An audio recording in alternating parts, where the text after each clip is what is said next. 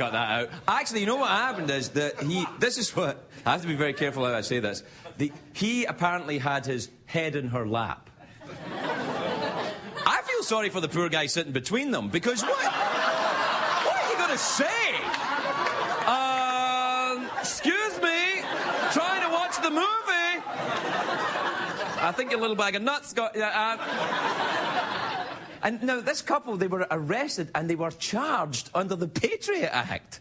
This is true. That's what they've been charged under the Patriot. I do not understand. What could be more patriotic than having sex over the amber waves of grain? I don't think. It's true. God bless America.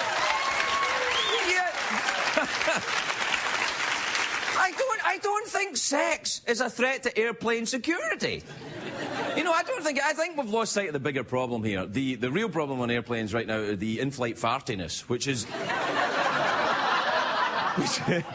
America's silent but deadly problem. Do you know, it's getting worse, because you've got all the fast food outlets at the airports, the Starbucks and the Wolfgang Puck and the eat-all-you-can-eat thing before you get on the plane thing. So you get everybody's eating and drinking, and then you got there and there's the pressure, the air pressure. It all comes together. It all comes together in the perfect storm.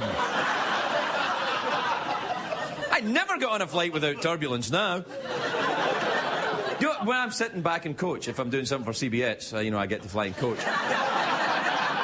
What I like to do is I walk up to first class, you know, where the little curtain is, and I pretend I'm stretching, and then...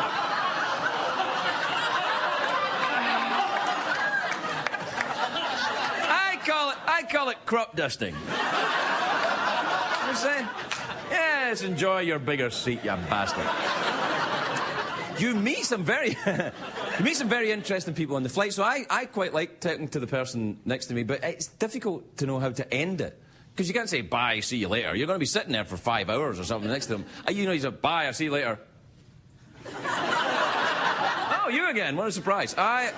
Sometimes you just have to fake being asleep, you know, so you don't have to talk to them. It's like being married, basically, if you're not... I'm an expert on that. Anyway, this couple that were arrested, shouldn't they have gone to the bathroom in the airplane to have the sex? That's what most people do. Not me, though. I don't. Too many smoke detectors. And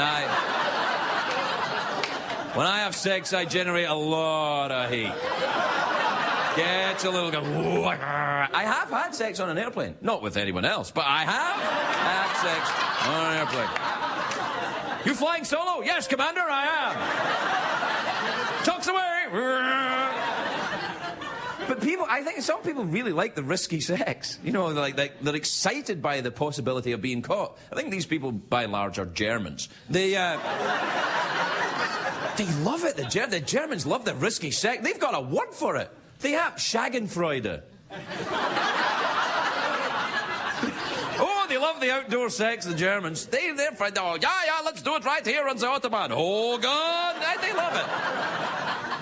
I've never actually caught anybody having sex. I've never walked in on anyone having sex. But there is that awful moment in your childhood when you realise that your parents had sex. And that they might do it again. Horrible feeling. When I was growing up, sex was considered dirty. You know, it was naughty, dirty stuff. And I'm very glad about that. I think it makes it better. I'm glad I wasn't raised by liberal Scandinavian nudists, you know. Oh, yes, sex is natural, it should be out into the open. Scandinavians sound like Germans in my head. Oh, yeah, sex is natural, it should be out in the open. Oh, God. I don't want sex to be all natural and out in the open. I want it to be all...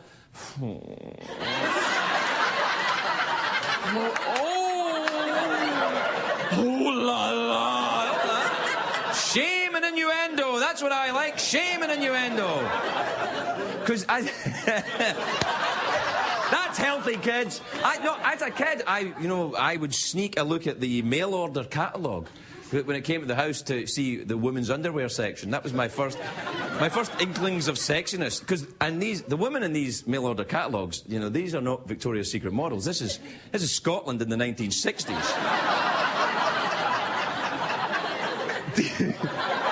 These are broad broad beamed Scottish women. They got giant girdles and hats on and everything. They're like big sexy battleships, you know.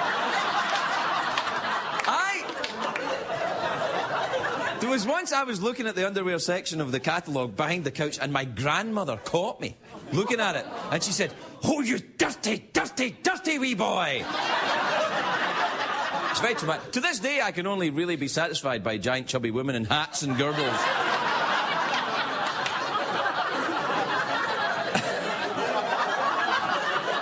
Sometimes I think I overshare. Yeah. You don't have to look at the catalogues now. The kids don't look at it. They get the pornography on the internet now.